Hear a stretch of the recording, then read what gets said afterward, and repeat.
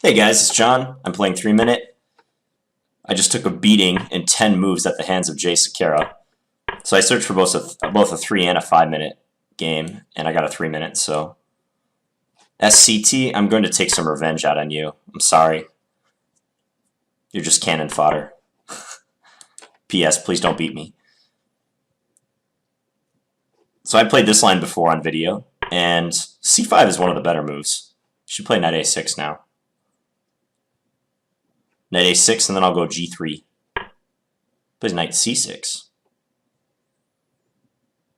Okay, let's go G3 all the same.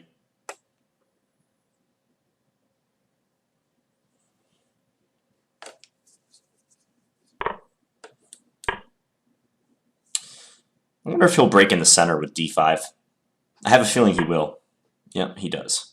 Okay, so I'll just take and try to give him an isolated pawn. Perhaps it's not so great that I played Queen C2 in this IQP structure. That's a move that maybe I could do better without having played. But, it's already on the board and not much I can do about it now. It does give me some discovered attack possibilities like this. I'm going to bring the knight into C5 on the next move. Just attacking his B7 pawn. I don't think I'm even threatening to take this pawn, because if I did, he could play Queen B6. Yeah, and he kind of acknowledges that fact. But I can take this guy at least. And maybe go Queen B3. Seems alright.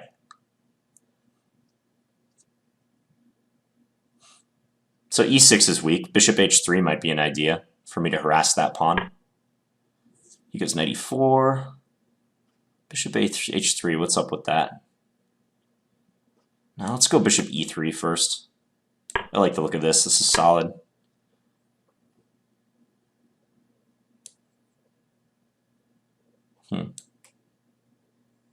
Let's go here. I'm expecting knight A5. Knight A5, I'll play Queen D3.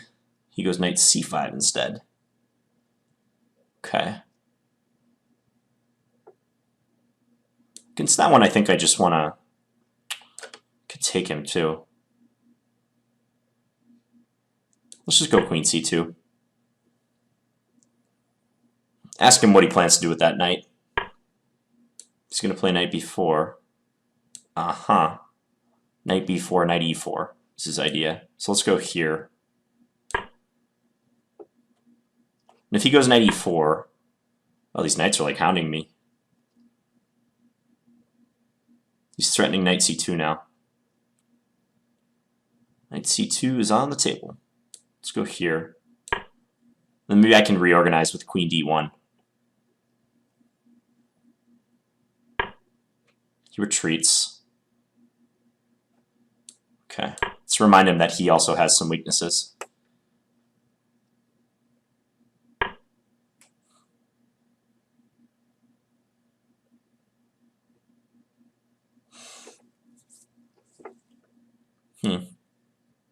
Knight D4 now seems simple.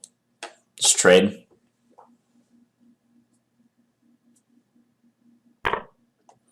We trade again.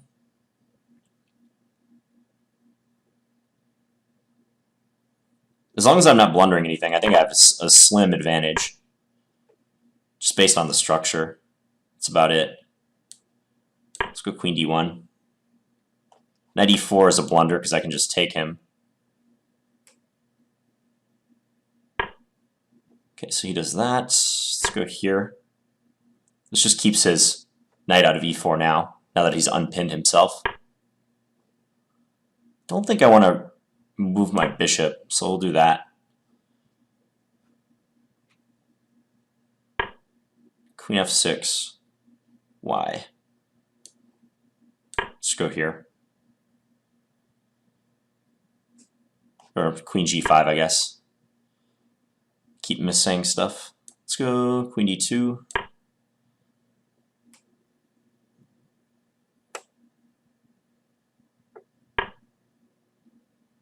Can't I just take you? What's the deal? Oh, knight B3. Gross. Let's go here.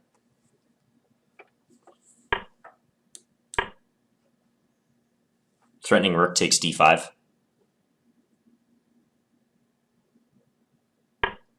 He sees it. Let's go here. Can he play knight takes b3? I don't think so. Oh, he has knight b3 now. Didn't see it. Time warning. Yep, we're going to have to go fast. Fortunately, Check. I have a tactic. Maybe I don't have a tactic.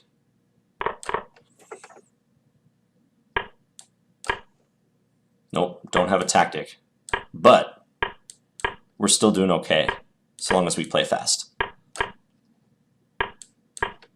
Check.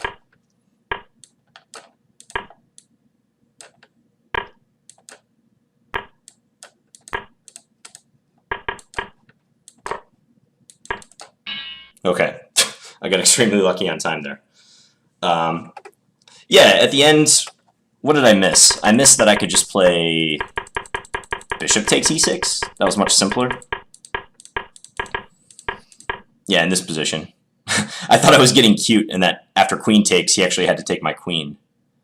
And then I could take the bishop, or take with my bishop and fork him. But no, that's not the case at all. I should have just done this. And then I'm probably winning because, yeah, his d5 pawn will fall, and I'm getting the exchange back. So I'll be up 2 pawns. Interesting. Okay, so this variation, he played c5, and I took. So as I said, knight a6 is the main move, whereupon white usually plays g3. He played knight c6 instead. I didn't mind this position out of the opening. Castle. So black has the classical isolated queen pawn. When you have the isolated queen's pawn, usually you have to play pretty actively, avoid too many trades, try to use the dynamic potential of your pieces because positionally, oftentimes you're worse, especially in endgames. So bishop e6. I could play just a normal move like bishop f4, but I feel with my queen on c2, I should try to exploit that early. I'm also a little wary that he might be able to play like a6 and retreat the bishop to a7 and keep it on this awesome diagonal leading towards my king. So I think knight a4 is fine. And here, and he played a good move. He didn't weaken himself. Like b6 would be a horrible blunder because I take and then this knight is hanging. Maybe he could somehow survive if he plays knight b4 here, but he just played it cool. He played rook c8. And the point is that if I take, going after the pawn, he has this move, and my knight is stranded. Yeah, I'd be forced to do something like queen b3 and pray that I don't lose anything, but I think I probably will. So I just took the bishop pair, and now queen b3. I think he played pretty well, though. He compensated for the fact that he has a worse pawn structure and the 2 knights versus my 2 bishops. He compensated for that by playing very actively with this knight pair. I was curious about this position. Let's check the engine on this. Okay, thinks his position is plenty good. Rook d2, that's what I played. Bishop, Let's back up a few moves then, because it honestly felt like I should be better, but the computer is saying otherwise. Just evaluating the position on general characteristics. Pawn structure. Black has 3 pawn islands, 3 distinct pawn clusters, and I have 2. And I have the pair of bishops, which most players will say is an advantage. Position dependent, but most players will say it's an advantage. But I guess his activity makes up for it. It's probably just dynamically balanced. Yeah, he played well. I thought this would annoy him more than it did in the game. He coped excellently with the pressure on e6. Didn't seem to bug him too much. Maybe when I start stabilizing the position. Yeah, even here, the computer thinks, okay, now it's saying about equal, but I felt that I was better. Oh, b4. Okay, that move was more or less winning on the spot. His knight goes away, and I can take on e6 and fork his king and rook. Aha. I played a generic move, rook c1. b4 is still good. Probably because I can go after b4, knight d7, trade the rooks, and then play e4. Yeah, and then there's lots of pressure. So I'm trying to attack his e6 pawn, and I'm trying to, like, for one thing, force this knight away so that he can't rely on that defender. But he did a good job of, in this position, a5 was a nice move. Did a good job of anchoring that knight on c5, stopping me from playing b4 when he'd be forced to move the knight. Now he can just capture it. And it's a nice trap because if I take here, he has knight b3. That was quick thinking if he saw that, which I think he did. I would take his knight and then he can take my rook. He's up the exchange. So that would have been an easy trap to fall into. Notice that this is a trap involving undefended pieces. I've harped on this in past videos. But when I watch some of my students play, especially the lower rated ones, they make moves like queen takes a5 all the time.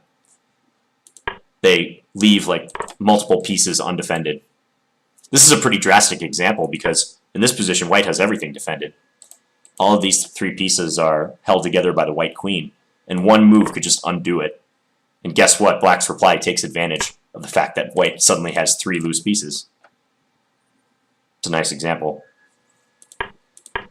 So I played b3, went here. I tried to pressure e6 more. Yeah, now I hit upon the right idea, a3. So trying to get b4 in. And it seems like he's in trouble here. So maybe his last move, queen f6, was not good. The computer is suggesting he... It's giving some plans along the lines of trying to prepare e5. Now it's changing its mind. It says rook f e8. What happens if I just play a3 now? Rook c d8. b4. Okay, and then go e5. So it wants to clear this diagonal. No rook on c8, and then push that pawn. Okay, and try to get counterplay. So queen f6, I played a3. For a split second, I thought he could go knight takes b3, but I think that does lose. Yeah, probably bishop takes e6 is easiest. Yeah, take here. And after this, if he can't take my rook because I back rank checkmate him. He can't take it with either his queen or his knight.